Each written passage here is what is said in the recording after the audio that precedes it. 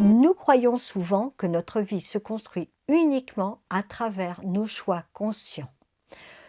Nous pensons choisir nos études, notre travail, nos relations, nos directions, selon nos envies, nos peurs, nos besoins, nos circonstances.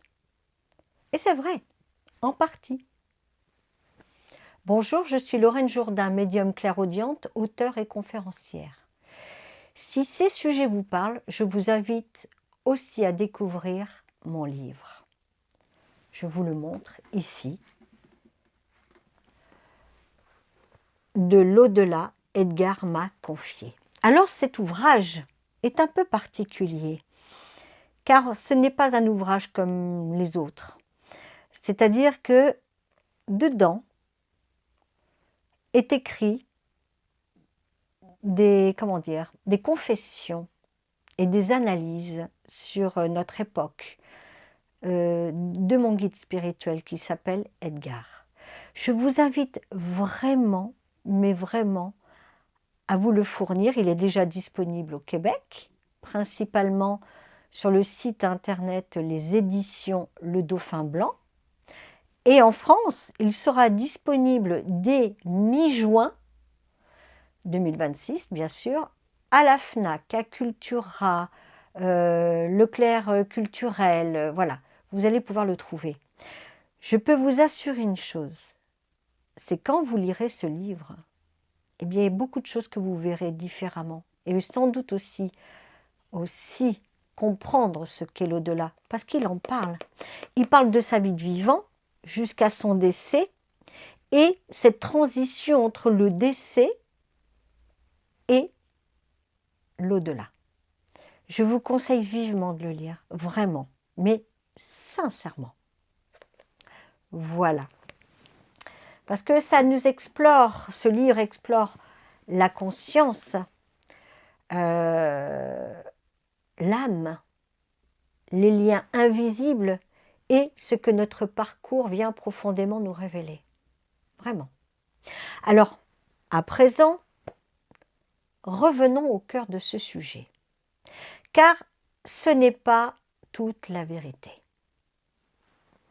Lorsqu'on regarde, je ne parle pas du livre, qui n'est pas toute la vérité, on est bien d'accord. Non, non, je parle de tout ce que on se dit que nous choisissons ci, que nous choisissons ça, voilà. Donc, parce que ce n'est pas toute la vérité, je vais vous expliquer pourquoi. Parce que lorsqu'on regarde une vie avec plus de recul, une autre lecture apparaît. On découvre que tout n'a pas été décidé seulement par la conscience humaine, ou je dirais la conscience vivante. Certaines directions, certaines rencontres, certains blocages, certains élans, certains détours semblent répondre à une logique plus profonde. Comme si derrière la personnalité terrestre, une autre part de nous savait déjà. Comme si certains passages avaient été posés avant même la naissance. Sous l'œil du médium, cela apparaît avec force. La conscience incarnée n'est pas toute la conscience. L'être humain croit souvent avancer seul, décider seul, se tromper seul, subir seul. Mais l'âme porte parfois une orientation plus ancienne, plus vaste, plus profonde. Non pas dans chaque détail, non pas comme un destin rigide, mais dans certaines grandes lignes, dans certains passages, dans certaines rencontres, dans certains apprentissages. Et lorsque cette compréhension s'ouvre en nous, quelque chose bascule. Nous ne regardons plus notre vie comme une simple succession de hasards. Nous ne regardons plus nos erreurs de la même manière. Nous ne regardons plus nos retards comme de simples échecs. Nous ne regardons plus certaines fermetures comme des injustices dénuées de sens. Nous commençons à percevoir une trame, un fil, une cohérence d'âme. Et c'est souvent là que l'éveil commence. L'éveil de l'âme, ce n'est pas seulement une idée spirituelle, ce n'est pas seulement croire qu'il existe un avant, c'est le moment où cette compréhension change réellement notre regard sur notre existence. Le moment où l'on cesse de lire sa vie uniquement depuis la surface. Le moment où l'on comprend que même dans le quotidien, même dans les choix les plus ordinaires, quelque chose de plus profond peut être à l'œuvre. Les études, le travail, les rencontres, les bifurcations, les départs, les échecs apparents, les détours, les portes qui se ferment, les chemins que l'on n'avait pas prévus, tout cela mis bout à bout prend parfois un autre sens.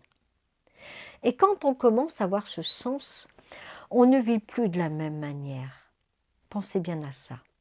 On devient plus attentif, plus lucide, plus intérieur. On sent que notre vie ne consiste pas seulement à enchaîner des journées, répondre à des obligations, remplir un rôle ou survivre émotionnellement.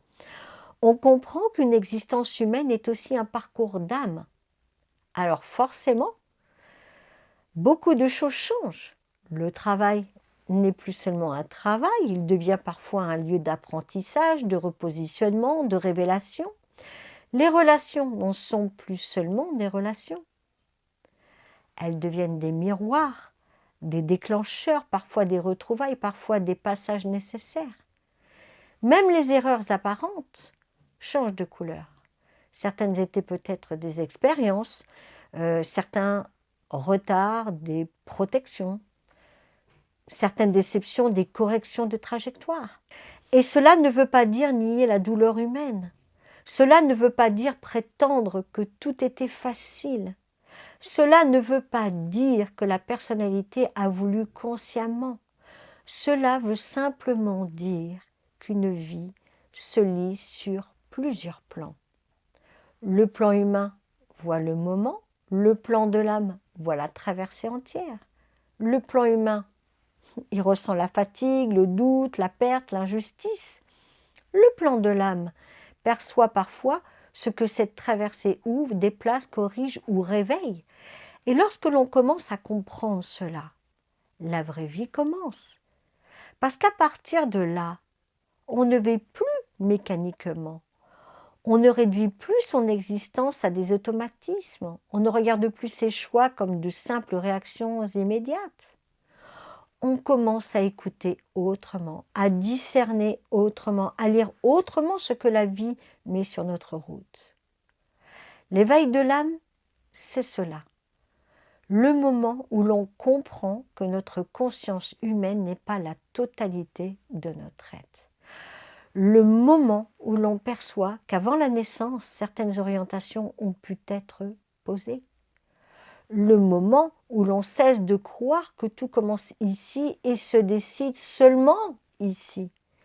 Le moment où l'on sent qu'une part plus vaste de nous-mêmes a toujours été à l'œuvre. Et quand cela devient vivant en nous, on ne peut plus vivre superficiellement. Quelque chose demande plus vrai, plus profond, plus cohérent, plus conscient. On ne traverse plus sa vie de la même manière. On commence enfin à l'habiter. Et c'est précisément là que la vraie vie commence. Parce qu'au fond, la vraie vie ne commence pas le jour où tout devient facile. Elle commence le jour où l'on comprend que rien dans notre parcours n'était seulement vide, absurde ou sans sens. Elle commence le jour où l'on cesse de vivre à la surface de soi-même, le jour où l'on commence à lire sa vie avec les yeux de l'âme.